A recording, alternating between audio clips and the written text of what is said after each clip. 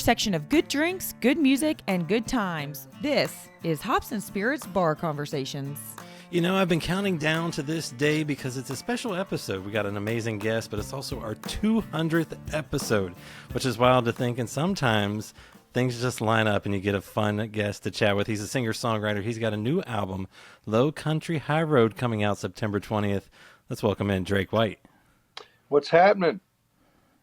Not much, man. I appreciate you hopping on, and you know, sometimes things just work out and I get a cool guest for my 200th episode. Man, that's cool. Congratulations. That's a lot of work. I know. It's been fun, and it's something that I enjoy, and I think that's, you know, when you get to be creative, there's always something special there. Yeah, I think conversations are good. Well, and you know what else I think is also sometimes good is a nice drink with that conversation, and this is Bar Conversations. So I always have to start off a show with this. What's your go-to drink, or what are you drinking tonight? So my go-to drink is on a rider is Four Roses. Just your standard Four Roses. I drink it neat most nights with maybe, you know, before I go on stage, I'll throw 2 or 3 ice cubes in it just to keep it cool. But I've always liked Four Roses. You know, and that their story is pretty cool too, about how they kind of became kind of a cheaper whiskey bourbon due to, you know, some maybe I'm messing this story up, but it basically was like, okay, they used to be really, really good, and the guy that started it, maybe his son took over it and drove it into the ground, and it made it cheap and affordable, and then somebody got it and, you know, kind of made it what it is today. I was going to say, it's a good one. Now, do you have like a collection, or do you just kind of keep the Four Roses on the shelf and that's what you got? More the latter. I mean, I'm not too much of a snob when it comes to it. You know, we get a lot of it on the road, and so I just kind of bring it home and keep my shelf stocked with it. I love Weller too. Big fan of Weller, big fan of Bullet. But my go-to would be, like, my standard drink would be Four Roses. I like it. See, a Kentucky guy through and through. So I went with another Kentucky bourbon. They're a little newer outfit, Lawrenceburg Bourbon Company. Cool. This is what they've dubbed breakfast bourbon because it's their 80 proof. And talking to one of the guys that owns it, he's an Aussie, but he's an Australian Navy vet and a U.S. Navy vet. And he said, you know, we decided to Basil Hayden this thing and drop it down to 80 proof. So I like it. I like Basil Hayden's. So you might have to, on your next journey through here, have to stop by there. Yeah, I'd love to. We just got finished. Funny enough, this conversation, I had no idea that this conversation would fall so close to when we just got finished doing this, but we've been working with this group, 3 Chords, and 3 Chords, we've mixed our own batch of basically Drake White's pick, you know, is what they call it. But it was such a cool process, man. We went through a bunch of barrels. They've got a lot of investors. The investors in this 3 Chord, they've bought a bunch of reserves, a bunch of barrels, you know, aged barrels. And all of this stuff was, you know, falling around the 8-year mark, 8 and 10-year mark. And I literally sat there and I did not ask them anything about, is it closer to Four Roses or Jack Daniels? Is it closer to this? I went strictly off my palate, and hey, I like the way the nose of this tastes. I like the way the back of this tastes. You know, whatever. I don't like this. This is a little too medicine-y, or this is a little too this or that. And I just got real meta with it and mixed my own deal. And we're gonna release about 3,500 bottles. So it's just a super cool project. But yeah, everybody, I didn't mean to pitch myself out in here, but it's really good. I think it came in at 95 proof. Nice. So a little hot. I like a little bit of a hot. This is I think this is Weller tonight in the red label Weller, and this is pretty hot. It's good.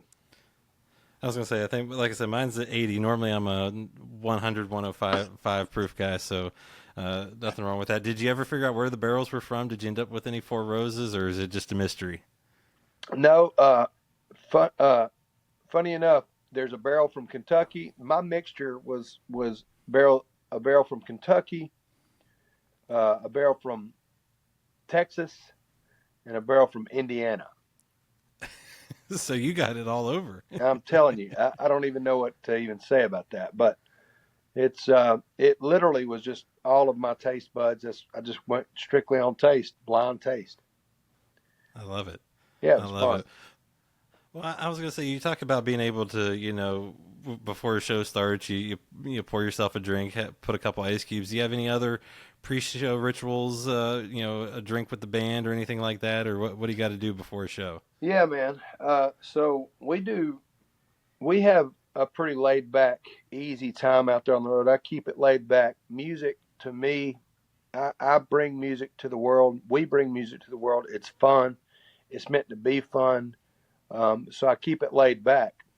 The only thing I ask the guys is every Friday at 10 o'clock, we have a meeting, and it's basically anything that you want to bring out on the table, you get out on the table. That's your Friday, 10 o'clock. Anything that you want to say, that any victories, any catch ups. All right. The other thing that we have to do is the pre-show ritual, and it is about 12 minutes of Wim Hof breathing, which is Wim Hof is affectionately known as the Iceman, and he's just got these breathing techniques where you heavy breathe, like, I'm talking heavy breathe for 10 minutes. And it's a bit of a meditation. And the guys thought I was weird as hell the first time I did it. And now we've done it for about 2.5, 3 years. Right before the show, when the band is breathing together, inhale, exhale, inhale, and it's all to like a beat. It's all to a track that Wim Hof kind of puts on, and that brings you together. And then after that, we grab usually a shot of, whiskey or tequila or whatever. A lot of the guys are tequila guys. I'm not so much tequila. I do like tequila, but I'm more of a whiskey guy.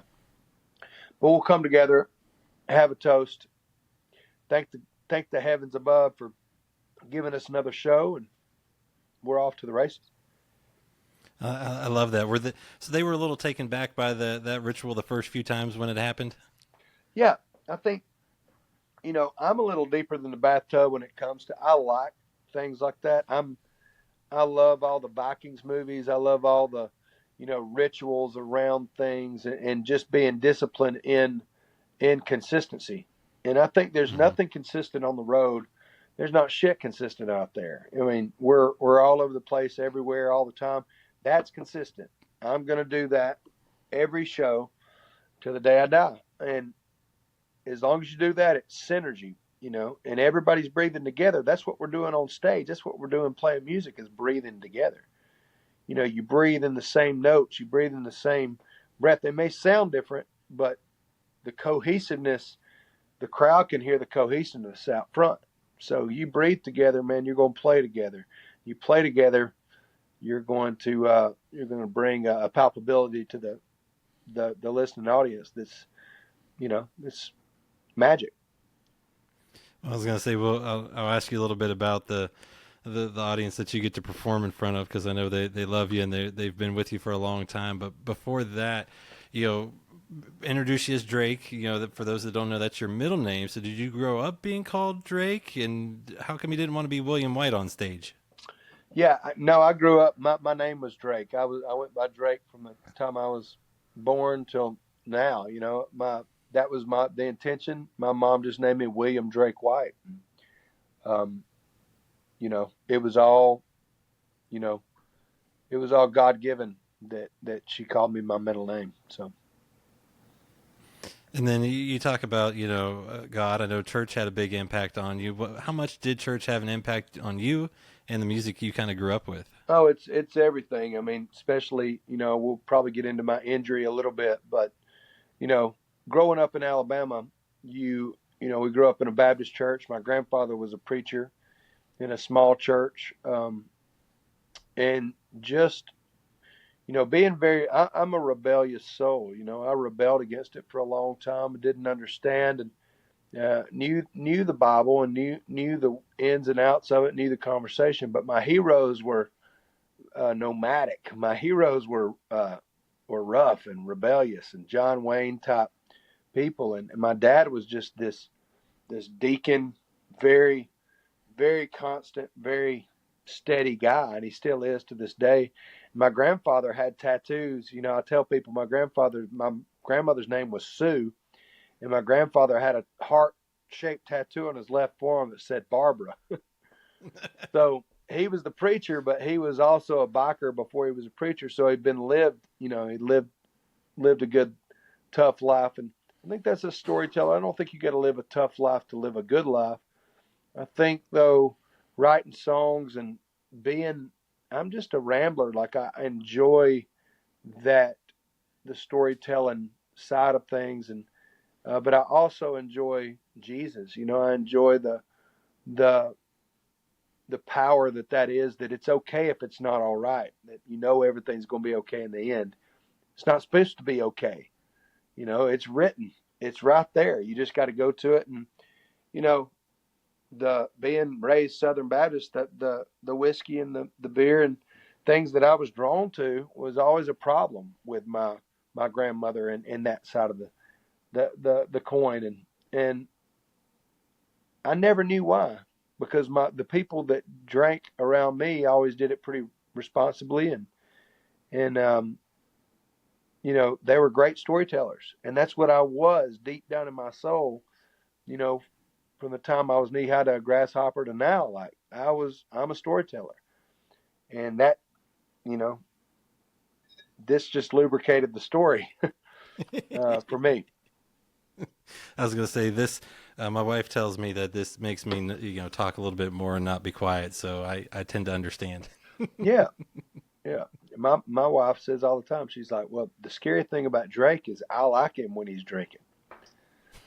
I mean, I'm just happy. I'm a happy guy, and I have to pay attention to that. I have to keep all that into check, because doing what I do, it's okay. There's an excuse to drink. You're supposed to drink, and so you just have to just keep it all in check and make sure that you're filling up all the buckets and keep on going. And thank the good Lord, I haven't ever had a problem with that. Well, I was going to say, I mean, being able to, kind of be a storyteller and live the life you have, who were the artists that kind of made an impact, or what music made an impact on you growing up? Man, my sister she was 2.5 years older than me, and man, she was everything. My mom was very country, Alan Jackson, Vince Gill, Marty Stewart, Eddie Rabbitt, Keith Whitley. My dad was very Journey, Allman Brothers Band, CCR. He was a very kind of Rush. I mean, he was just all over the classic rock map. My uncle, who's a 83-year-old Vietnam veteran, he was Willie, Waylon, Merle, and I was always drawn to that fire. That let's crank up country music and listen to it around a fire. And my Uncle Ron was the whiskey drinker. My dad didn't drink whiskey. My mom didn't drink.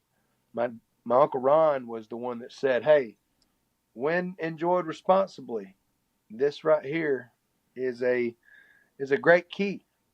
And so we built a lot of fires together, and I heard a lot of Vietnam stories. I heard a lot of war stories. I heard a lot of inappropriate stories, and it formed my writing. It formed my music, all of that. And my sister loved Tupac and Sublime, and man, I remember when Outkast came out, Andre 3000 with Outkast in the 90s, Bombs Over Baghdad, dude, I was in. And She also liked Rob Zombie and some of that stuff. So I mean, it was just all over the map for me.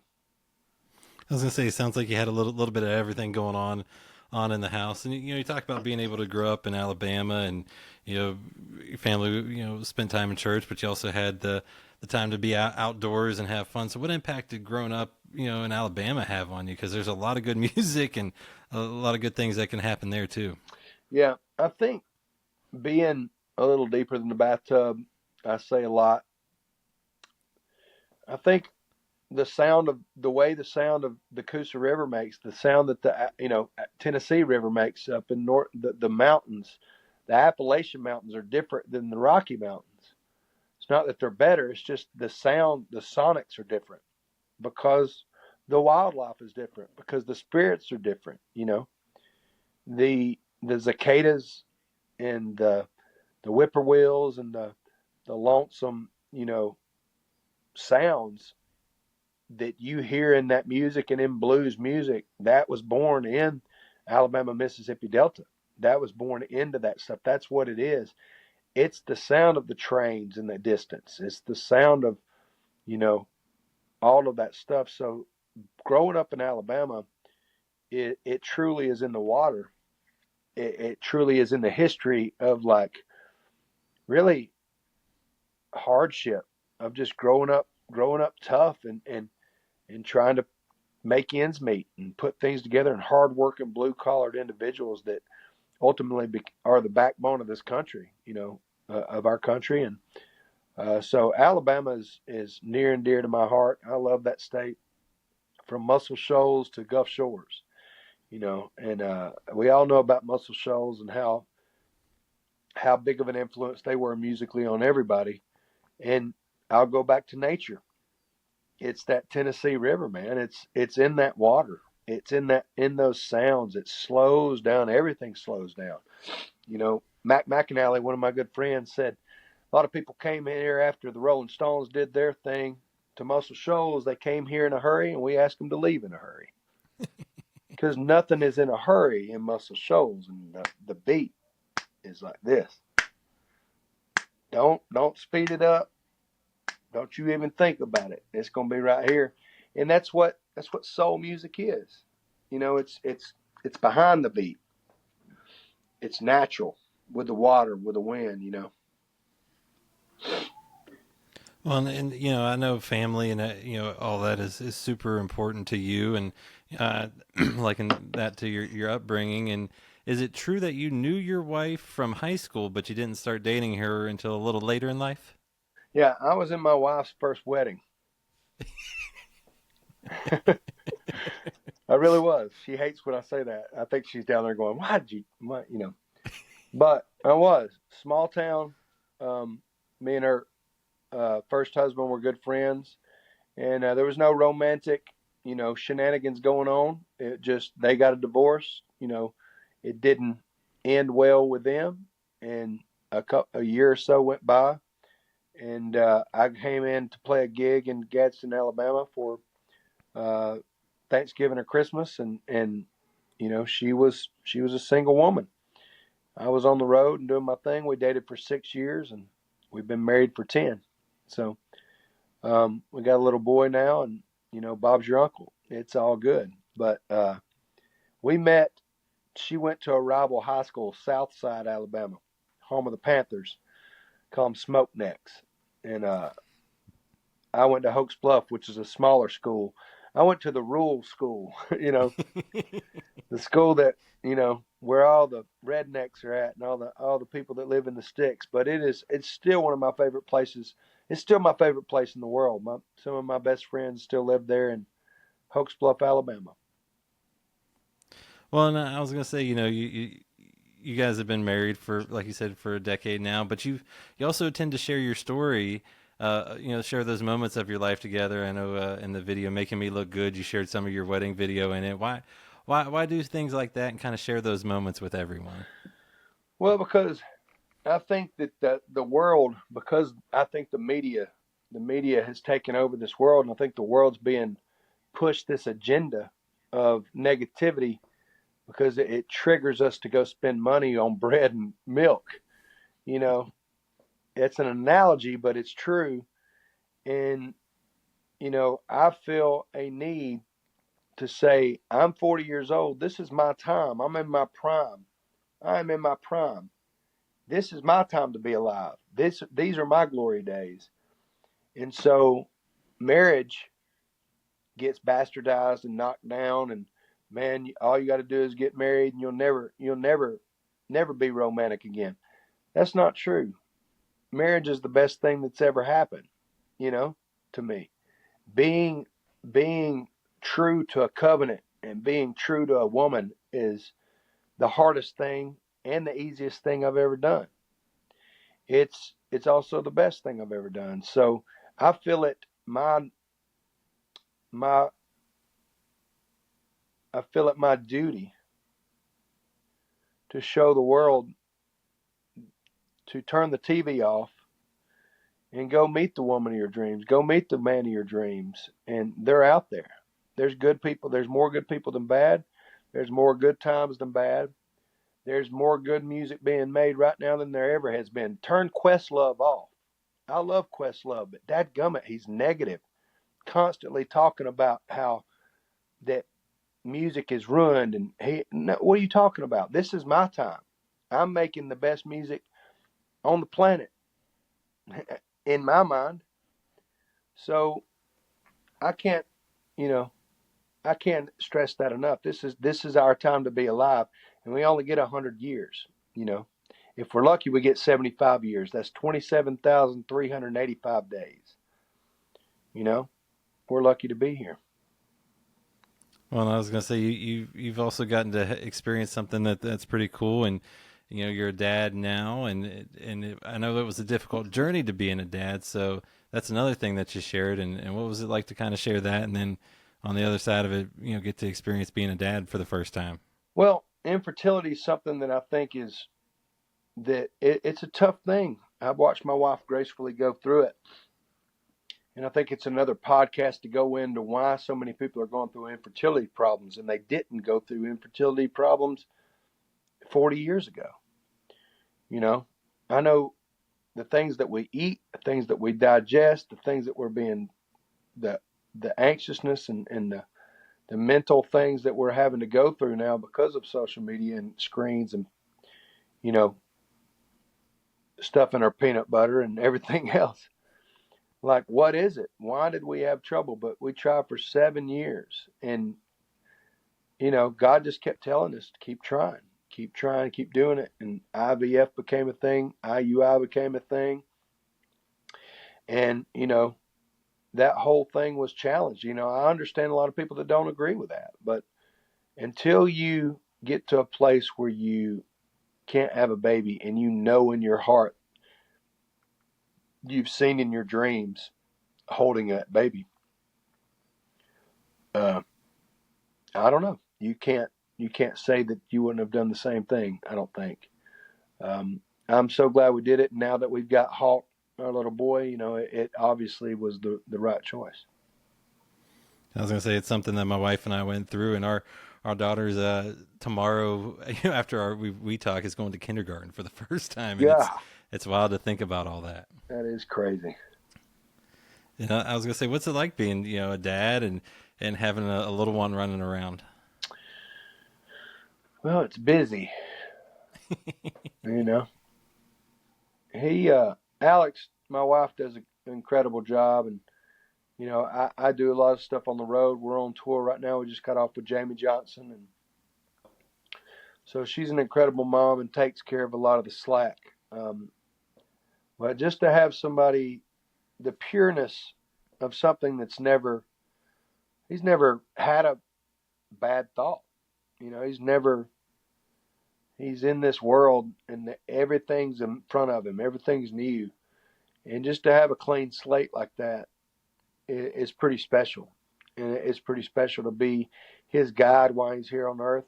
And I feel like we're doing a good job, but it's definitely changed everything that, makes me want to be better, makes me stay up at night wanting to try to figure out how to do things better and how to, whether it be put together a swing set or or, go out and, make this show better or make my music better or whatever it is. The legacy is a real thing. I think the dad power is a real thing, or whatever they call it, dad strength. You know, it's just, it's pretty surreal. No, I completely agree, and I didn't know this until I was kind of doing my little deep dive into to y'all's life, and I believe Hawk's very first show was a show I was at last year when you came into Lexington, where I live, and so that was his first show. What was it like to have him come to a show and see you? I mean, I know he might not remember it, but I'm sure you and your wife will. Yeah, I think it's just funny because he lives with me. He sees me with, messed up hair and boogers in my nose, and he sees me as dad. And then when I'm up there doing that, he was just like, wait a minute. Wait a minute. Oh, you could see it kind of click, like my dad does something different. And that's really cool. It's a really cool thing.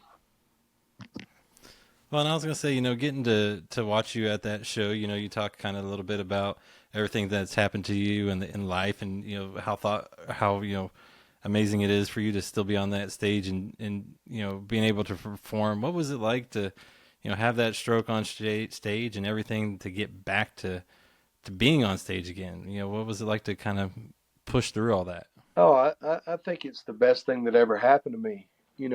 It gave me such a perspective shift of like gratitude.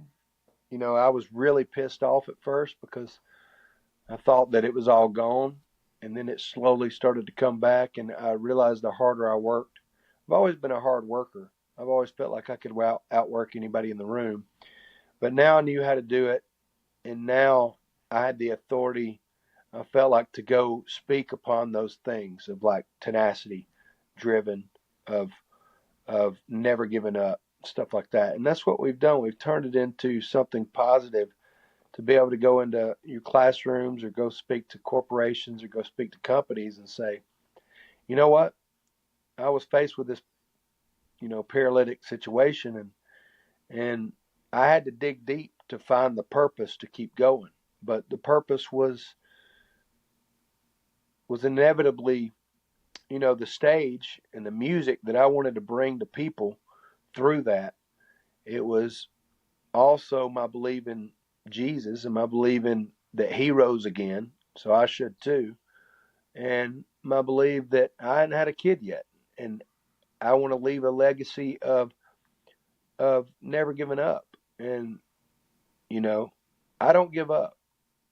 This my road has been very long. I've not had this massive upward swing of success to where I went and packed out Madison Square Garden yet. But I've had that dream too. So I know it's coming because every time I have a dream, I'm a very powerful dreamer. As you know, uh, what's the Dave Chappelle? Dave Chappelle said, I'm a very powerful dreamer. There can there can't anything really argue with those dreams. I'm convinced that they're going to happen, and so I've got a lot of things that I've got to live. I got to do, and it was a very Job-like experience, and going through that, and going through the hurt, and going through the pain. Just write songs about it and just try to figure it out. And I still struggle, man. I don't want to act like it's sunshine and rainbows. Like I struggle today. I very rarely have a bad day. I might have a bad 2 hours or a bad three or bad couple of hours, but I don't have a bad day. I get out of it pretty quick because I lived.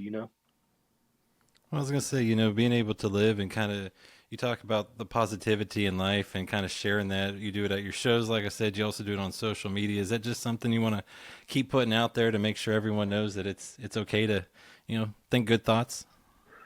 Yeah, yeah, absolutely. I mean, you were getting bombarded with drug and food administrative commercials every day.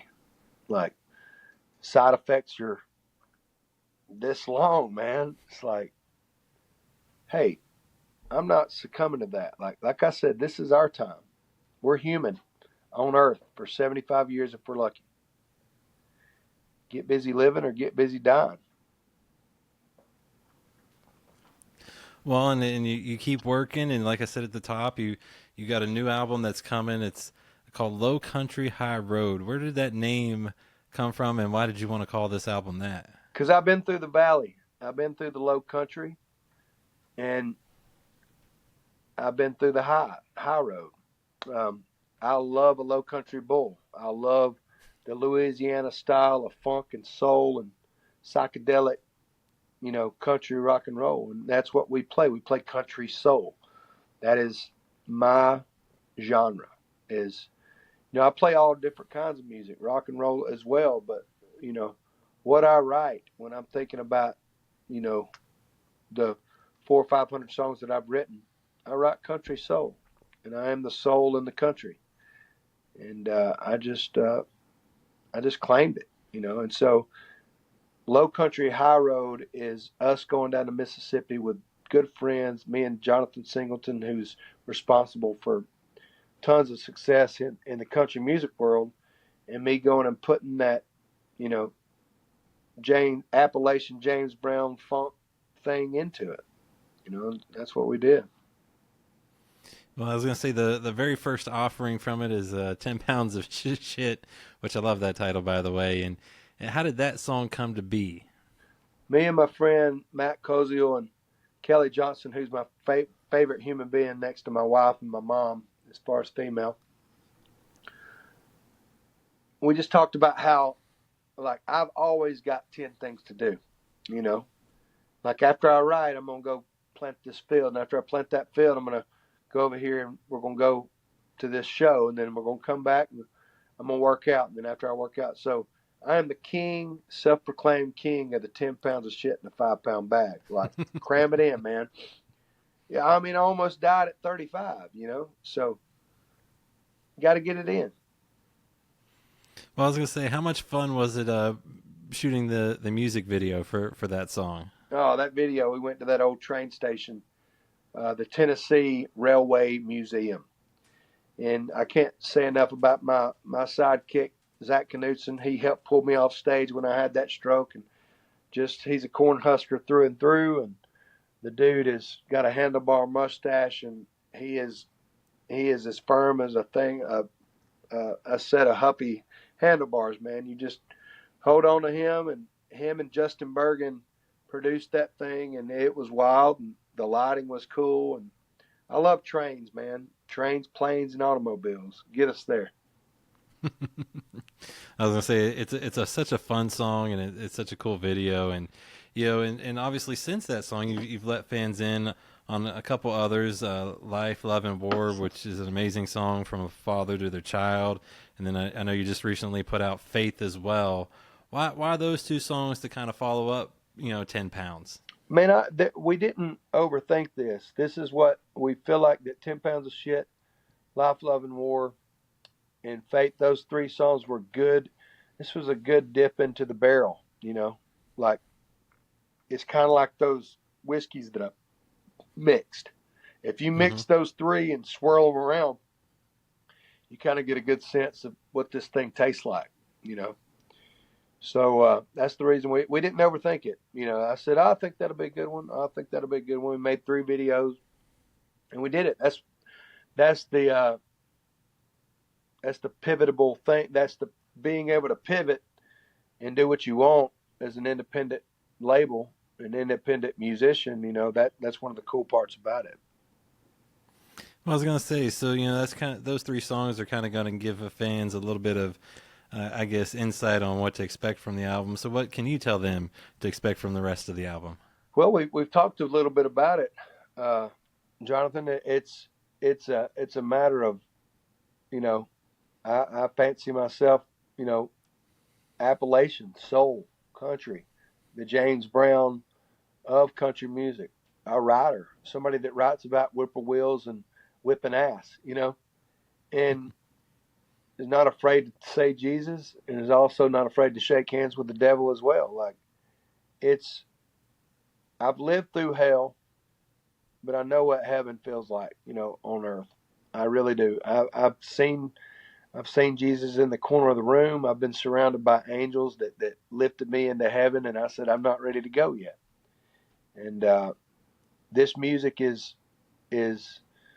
unapologetically Southern, but it is exactly what you would think if me and Jonathan Singleton went to the depths of Mississippi, the Mississippi Delta, for 5 days and hung out with a bunch of great musicians, from horn players to guitar players to, so from New Orleans to Muscle Shoals, from country blues to rock and roll, it's it. I was gonna say it's Drake White, and it's I think what everyone's come to love about you. And for you when you're performing, your fans they are they're there with you through the thick and thin and through everything. The fire starters. I remember, like I said, catching the show in Lexington, and one of them came up to me and was like, what show number is this for you? And it's so cool to see people come to see you time after time and make a distance traveling. But where did the name Fire Starters for kind of that group come from? Well, the big fire. I've always wanted a band. The band name. It's not the national norm. No, normally, you go out and do your individual thing, but I've always liked the Grateful Dead. I've always liked Jimmy Buffett's Parrot Heads. I've always Zach Brown, touring with Zach Brown. I saw he had a fan, a fan club and all that stuff. So I named our band the Big Fire Band off of a bottle of wine, Big Fire wine. And I'm obsessed with a fire. Like, I build a fire. If it's below 60 degrees, I'm going to build a fire outside somewhere. And so the fire starters, they're starting fires. They're keeping fires going, but they're starting them. They're the ones that went up to you and asked you, how many is this? I've got fans that have been to 150 shows. Like, I don't know about you, but that for me, all these people that are asking, when did you make it? I'll always want a little more than I'll ever have, but I've made it, dude. I've made it with my band. We go out here and do 100 shows, 125 shows a year. We've got a bus, and we go out there and get to play for the best bands in the world. And I don't have my CMAs or Grammys or ACMs yet, but like, I'm not going to sit up there and say that I haven't made it. I've made it. I support my family. I do my thing, and I make the music I want to make. I was gonna say, and the fans love it. Like I said, it was awesome to be there and be around so many people that love your music. And you talk about being able to perform. What's your favorite part of being up there on stage? I think it's the realness of it. It's just like, it's not a dress rehearsal. Like, you can't cover up. We don't have tracks, or we don't have AI doing anything. We're playing the chords, we're playing the drums. So it's 5 dudes up there, hearts beating, fingers to frets, and it's just sweat. Every sweat equity, every show. I'm just so thankful, because those shows were taken away from me for a long time. I had that stroke, and then right after the stroke, the pandemic ensued. Mm-hmm. And so it was way over a year that I went without being able to perform. And that dopamine rush that you get from performing is better than any drug, any drink you could ever imagine. And it's my gift. I know it's my God-given gift for this life. It just is. It's so fun, and it's just what I love to do, and I'm so thankful to be able to do it, and that people come to our shows and like it. I'll never take it for granted. Well, like I said, being able to be at one of those shows, it's a fun time. And I always love to ask this question. Between asking you your go-to drink, this is another one that is in every episode, and it's one of my favorites. And I feel like it's always interesting to see the answer. But what's your favorite song to perform these days? Right now, my favorite song to perform is Faith. Like, I love Making Me Look Good Again. It's amazing, but just Faith, I sing, man, on Faith. I get after it on Faith. It's just such a easy song to sing, and you just push through, and you're giving people this arrow in the quiver of, like, whenever they need it. You can just feel that you're giving them something that they can leave that venue with. I like it. I like it. So it's one of the new ones. Cause see, I never know. Sometimes it's a new one. Sometimes it's an old one. So I'm always curious to see what someone's favorite is to perform these days. Yeah. Another big thing that I know you love to do, you've done a lot of charitable work. Last year you hosted the Benefit for the Brain. You work with USO. Why are those type of things so important to you to give back? Yeah. I think it just is. It's just always been instilled in me you get what you give, and, that's the real stuff. That's the reason I do all of this. That's really where it's at. Is the platform allows you to give back at a magnified level, and it allows you to kind of, from a megaphone standpoint, push out. This is what fulfill, not in a preachy way, but like, this is what is truly fulfilling. It's fulfilling to write a song and hear everybody sing it back to you, but it's really fulfilling when you sing a song, everybody sings it back, and then you push back into the culture that really that good book promotes and teaches.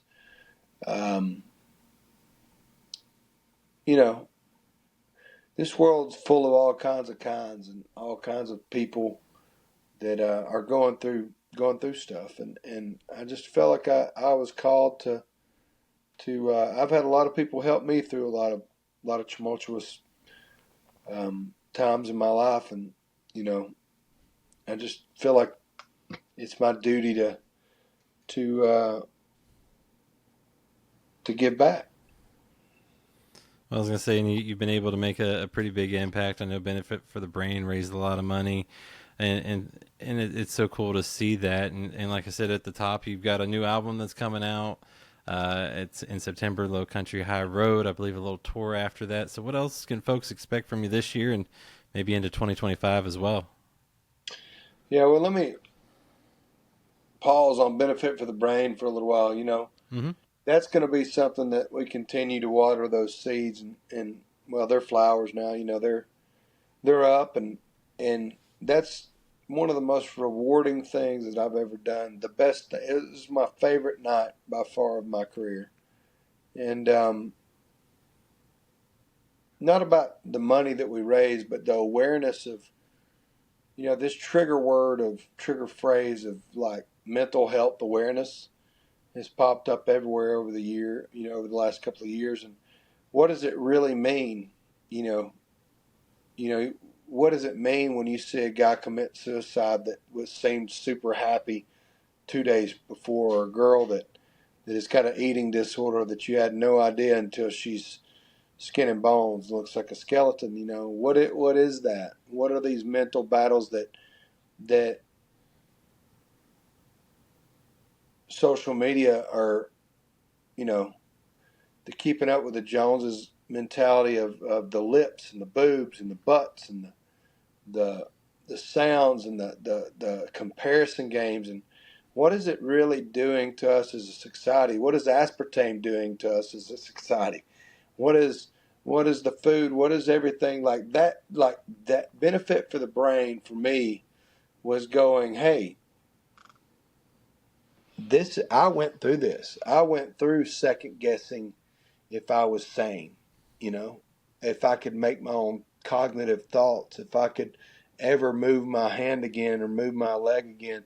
And I overcame that. I overcame that with these tools. Here are these tools. Here's how you can. Here's how I did. I hope this helps. You'll hear me say that a lot from my socials. I hope this helps. I've been through it, man. I've been through the deep dark thoughts of rock bottom, and I've been through the things that are lighter and happier. And I just want to help people to the best life that they can live while they're on this earth. And so I know that was a long answer to that, but people can expect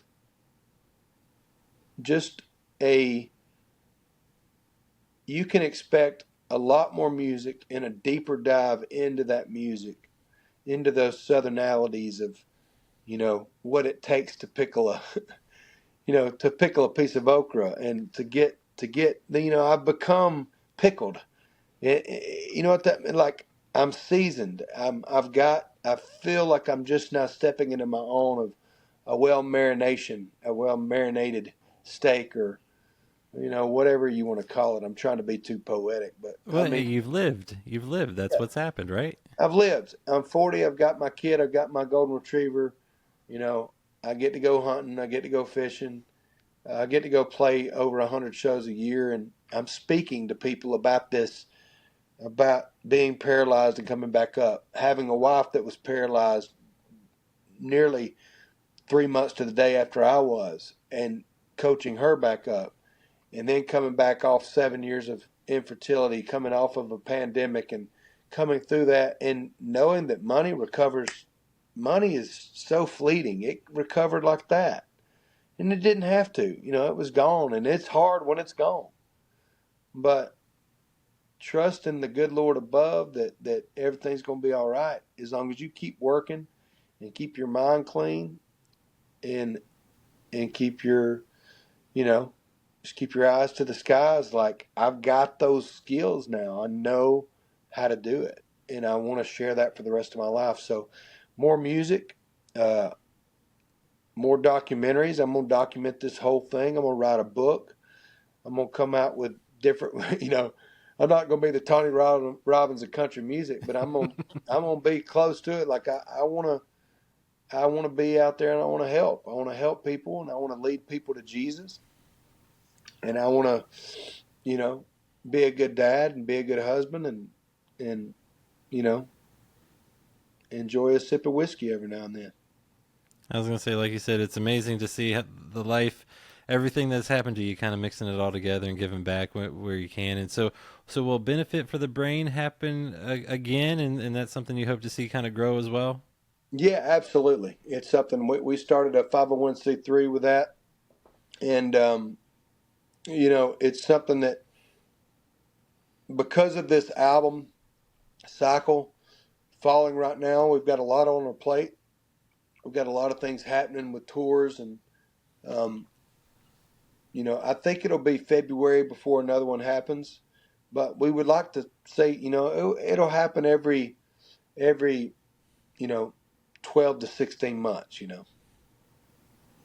I'd love to hear that, and I can't wait to see what you're able to do with that, and kind of continue to give back. And like I said, being able to see you live, man, it was an amazing show. Getting to listen to your music and be a fan for a long time, I love it, and I can't wait for folks to hear this new album, because I think they're going to enjoy it even more.